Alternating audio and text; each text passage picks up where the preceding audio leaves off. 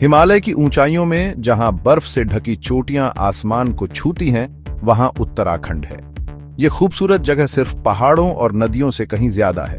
ये प्राचीन इतिहास से भरी हुई धरती है, कहानियों और पौराणिक कथाओं से बुनी हुई एक जगह। उत्तराखंड का पहला जिक्र हमें पुराने हिंदू धर्म ग्रंथों में मिलता है। वेद, पुराण, महाभारत सभी इस पवित्र भूमि के बारे में बताते हैं।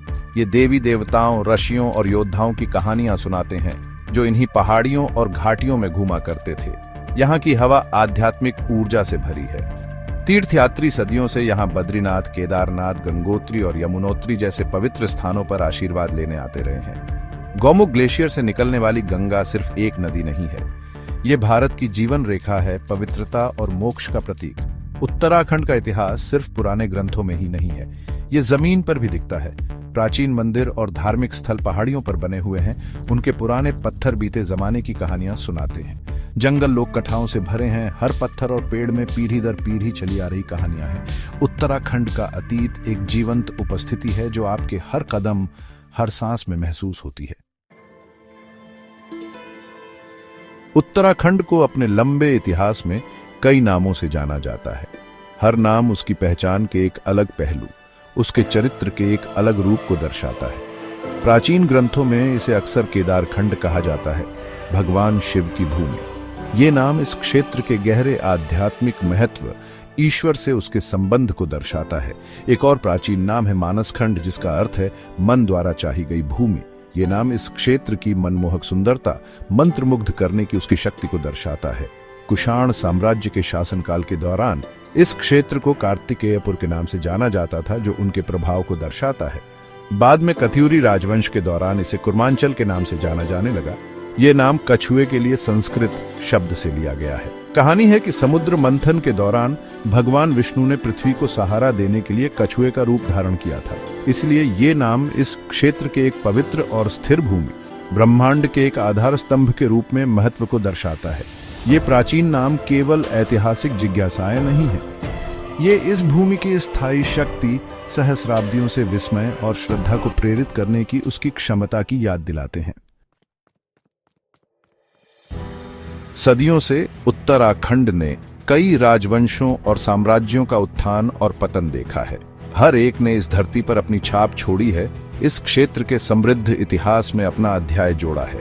दूसरी शताब्दी ईसा पूर्व का कुणिंद साम्राज्य उत्तराखंड के कुछ हिस्सों पर शासन करने वाले सबसे पहले झात साम्राज्यों में से एक है।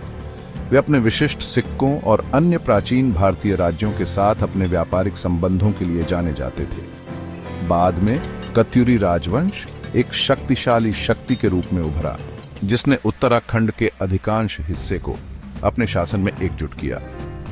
कत्यूरी कला और वास्तुकला के महान संरक्षक थे। उन्होंने कई मंदिर और धार्मिक स्थल बनाए, जिनमें से कई आज भी उनकी विरासत के प्रमाण के रूप में खड़े हैं। 10वीं शताब्दी ईस्वी में शुरू हुए चंद राजवंश के शासनकाल ने एक और महत्वपूर्ण युग को चिह्नित किया। चंपावत में अपनी राजधानी वाले चंद शासक अपनी सैन्य शक्ति और क्षेत्र के सांस्कृतिक विकास में अपने योगदान के लिए जाने जाते थे। उन्होंने किले, महल और मंदिरों का निर्माण किया, जो स्थापत्य वैभव की विरासत छोड़ गए। गोरखाओं ने भी 18वीं और 19वीं शताब्दी में अपने संक्षिप्त लेकिन प्रभावशाली शासन के दौरान उत्तराखंड पर अपनी छाप छोड़ी। 19वीं शताब्दी में अंग्रेजों का आगमन उत्तराखंड के इतिहास में एक महत्वपूर्ण मोड़ था। ब्रिटिश ईस्ट इंडिया कंपनी इस क्षेत्र के सामरिक महत्व और संसाधनों से आकर्षित होकर धीरे धीरे पहाड़ियों पर अपना नियंत्रण बढ़ाती गई। उत्तराखंड, जो तब बड़े संयुक्त प्रांत का एक हिस्सा था, लकड़ी, विशेष रूप से मजबूत देवदार की लकड़ी का एक बहुमूल्य स्रोत बन गया। अंग्रेजों ने मैदानी इलाकों की गर्मी से बचने के लिए मसूरी, नैनीताल और रानीखेत जैसे हिल स्टेशनों को भी विकसित किया।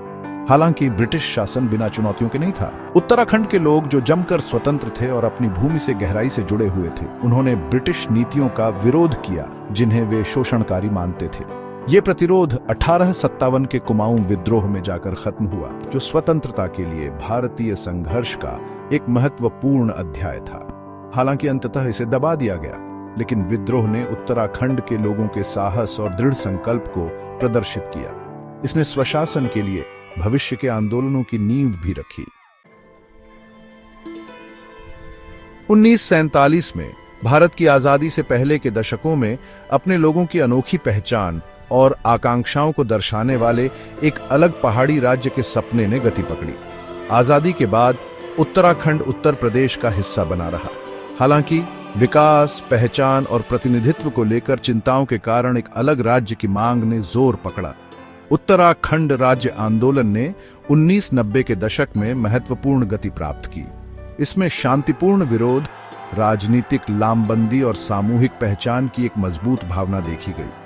अंत में 9 नवंबर 2000 को उत्तराखंड को उत्तर प्रदेश से अलग करके भारत का 27वां राज्य बनाया गया। उत्तराखंड का निर्माण एक महत्वपूर्ण अवसर था। इसने एक लंबे और कठिन संघर्ष की परिणति को चिह्नित किया। इसने इस हिमालयी राज्य के लोगों के लिए आशा और अवसर के एक नए युग की शुरुआत भी की। अपने गठन के बाद से उत्तराखंड ने शिक्षा, स्वास्थ्य सेवा और बुनियादी ढांचे के विकास सहित विभिन्न क्षेत्रों में महत्वपूर्ण प्रगति की है। हालांकि चुनौतियां अभी भी हैं, खासकर आर्थिक विकास को पर्यावरणीय स्थिरता के साथ संतुलित करने में।